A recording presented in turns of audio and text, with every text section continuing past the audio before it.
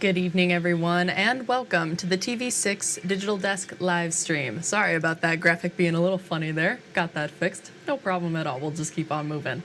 I'm Molly Birch. I'll be taking you through a recap of today's headlines. This stream runs every night starting at 8/7 Central Time. You can find us streaming on both Facebook or YouTube, whichever platform you'd prefer. Feel free to comment and ask any questions you have in the chat as you feel like it. I'll do my best to keep an eye on those comments sections and answer your questions as we go and after the stream as well. With all of that business out of the way, let's take a look at our first story for tonight. Developing now, a new law will reauthorize grant funds to fire departments across Michigan and the country. President Biden signed the Fire Grants and Safety Act of 2023 into law last night. The legislation makes federal grant programs available to help fire departments with staffing needs and equipment purchasing. The office of Senator Gary Peters says the act authorized a nearly $20 million increase to the former program. Michigan gets around $25 million annually from these grants. Offices of both Senator Peters and U.S. Representative Jack Bergman say grants are vital for firefighters across Michigan. Fire equipment, first off, tends to be very expensive, and it's difficult for fire departments, particularly smaller fire departments and more rural fire departments, to have the type of equipment necessary to protect individuals. The grants are also one of the major sources of funding for volunteer fire and EMS departments that are common throughout northern Michigan and the UP. The program will continue through 2028. And just into our newsroom this afternoon, a UP hospital and a large provider's office could have a new parent company. Marshfield Clinic Health System and Sanford Health announced a memorandum of understanding to combine the companies as one nonprofit healthcare system. Sanford is based in South Dakota. The announcement comes after Marshfield and Essentia Health announced they would not continue with the merger earlier this year. Marshfield completed a purchase of Dickinson County Healthcare in 2022. The Wisconsin-based provider also bought the Marquette Internal Medicine and Pediatric Associates Center in 2023. In a statement, the interim CEO of Marshfield says partnering with Sanford Health presents an incredible opportunity for the organizations to unify and establish the premier rural health system in the nation. The companies say there are no immediate changes for employees or those each system serves. We will keep you updated on how the deal progresses in the future.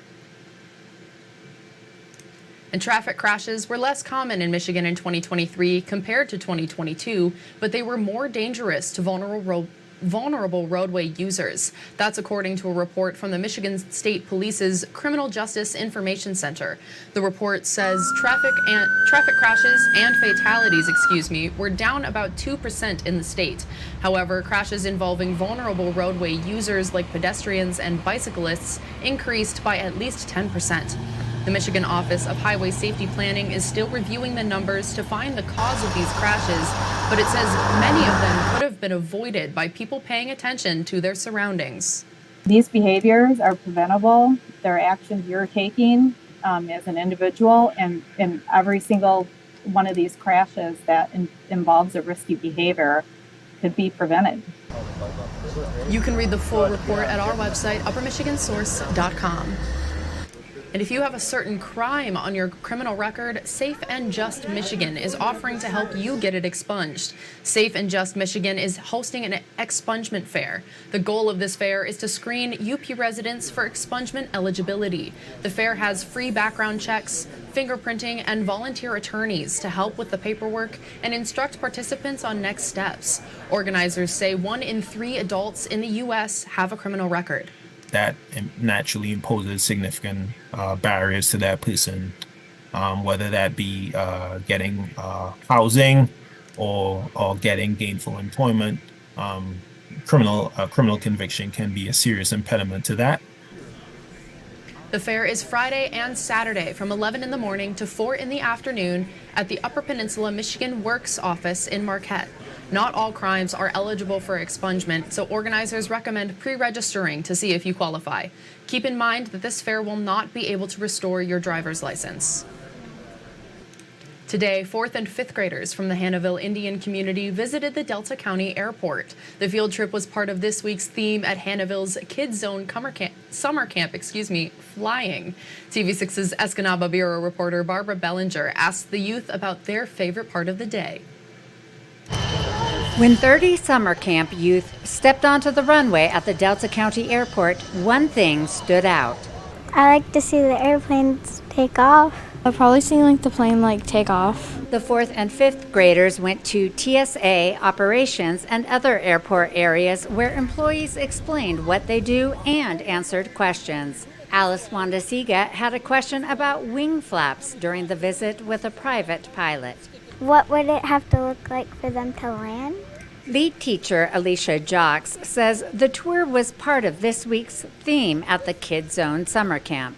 Every summer we do themes for our weeks, and this week happened to be flying, so things that fly. So coming to the airport was one of our best bets, and I thought, what a great opportunity for these students to explore the airport in our community. Jocks says the Kids Zone Camp is one of the largest summer programs in the Hannahville community. There are more than 200 students enrolled. Many of the kids here today haven't had the opportunity to go on a plane yet. And Jocks says that's what the summer camp is all about, opportunity. I come back every summer because it's just an amazing experience to work with these students and give them opportunities that they have not been able to experience maybe on their own. Next week, students will explore shape things for the weekly theme. Barbara Bellinger, TV6 News, Escanaba. Thank you, Barbara. The Mish Waterfront Marathon, Half Marathon, and 10K races are coming to Gladstone this weekend.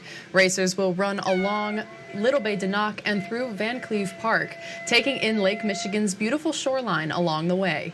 The course is US ATF certified, which means runners can qualify for the Boston Marathon at this race. Organizers say they need a few more hands to help the race run smoothly. We are still looking for some volunteers at the race to help pass out water along the route to keep runners hydrated. Volunteers will receive a free dinner at Freshwater Tavern, an event t-shirt, and food and drink at the event. You can sign up to race or volunteer at uppermichigansource.com or the TV6 and Fox UP mobile news app. And organizers are preparing for the 3rd annual Keweenaw Fish Fest this weekend. It's an annual charity event hosted by the CLK Rotary Club. Anglers will be fishing for trout, salmon, and brown trout. Eagle Harbor, Big Traverse Bay, and Lac La Belle are some of the areas where people will be able to fish, There are $9,500 in prizes and drawings up for grabs. And the reason we're doing this tournament is to help raise money to put fishing infrastructure throughout the Keweenaw, starting with a fish cleaning station that's free to the public out in Big Traverse, just south of Gay, Michigan. A captain's meeting will be held for registration at the Hidden Pine Barn in Calumet before the tournament. It will be at 6 in the evening on Friday. And finally tonight on the TV6 Digital Desk live stream, a new gluten-free bakery is set to open in Marquette.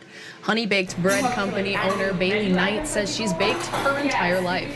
She has celiac disease, and she says she wanted a place where people don't have to worry about cross-contamination. The bakery offers a variety of goods, like what Knight says is the popular brown sugar cinnamon sourdough. Knight says what makes the bakery special is its strictly gluten-free policy. Well, I'm so excited. I always knew that I would love to have a gluten-free bakery here. I just didn't know that I would be the one to own it. Really, really positive feedback from the community, and I think that there's a lot of people who are Knight says she hopes to open the store excited at 603 North 3rd Street in August. And I can say that lots of people are definitely excited about that. I'm one of them. I am also gluten-free, and I can't wait for a bakery that's all gluten-free. It's very, very exciting to see coming to the Marquette community. Well, that's all the stories we have for you tonight. I'll see you again tomorrow at 8 p.m. Eastern Time. But first, you can find TV6's Mandy Koskela and Michael Sobek streaming from the TV6 Facebook page every weekday morning at 8:45 Eastern. They'll be recapping top headlines from the morning on their show, Beyond Your Morning News. Until next time, I'm Molly Birch, and thanks again for joining me live at the TV6 Digital Desk. Have a great rest of your night.